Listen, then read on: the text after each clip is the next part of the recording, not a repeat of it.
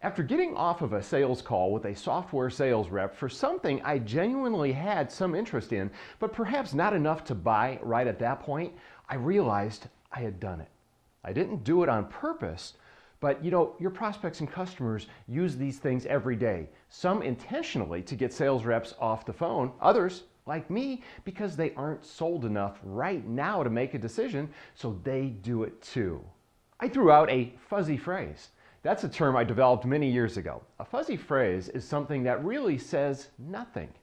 You feel like you might have heard something of substance, but after close analysis, usually after the call's over, you realize they just said nothing.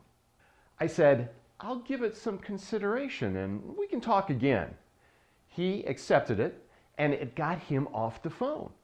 He scheduled a follow-up call with me in his notes, but I'm not sure what he put in the notes. Did he think I was a good prospect? The problem with fuzzy phrases is that if you analyze them, you really are not sure what the person just said. Sometimes it could be positive. They really are interested.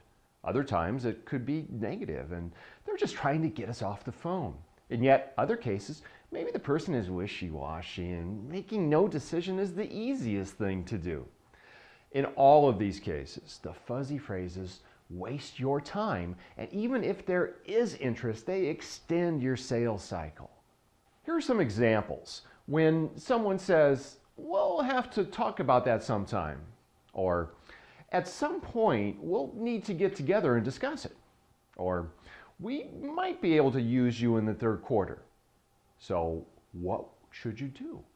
Well, I suggest when you hear something that just doesn't make total clear sense, you should react like Mr. Spock did on the old Star Trek TV show. Spock was a Vulcan, and they could not think in abstract terms, just in concrete black and white definitive concepts. When Spock would hear something that didn't make sense, he'd say, "That's not logical." We, of course, can't say that's not logical, but we can think the same way, which will then cause us to say something appropriate to get clarification. For example, if someone said, "Let's stay in touch," how would you respond? How about something like, "That's a great idea. So you eventually plan to move forward with this? And when?" Here's another fuzzy phrase. "I'll look it over and we'll go from there." Again, what would you say? Perhaps, upon what criteria would you base your decision? When you hear, "I'll bounce the idea around," what would be your response? I recommend something like, "Well, good. Does that mean you personally are sold on it?" Notice, that gets their personal commitment. And what could have the sales rep said in response to my fuzzy phrase? Well, any of the following would have gotten me talking more and moving the sales process further. You see, I didn't have a real objection at this point. I just didn't see any urgency in taking further action, and he wasn't helping me. So again, my fuzzy phrase was, "I'll give it some consideration." Well, here's a good response. "Great. Which aspects will you weigh most heavily?" Here's another one. "Well, that's good to hear. What are you going to be looking at?" Here's another one. "Well, super. Where do you stand right now regarding moving forward with it?" Again, any one of these would have elicited an answer of substance as opposed to ending the call without him knowing specifically what the next step should be.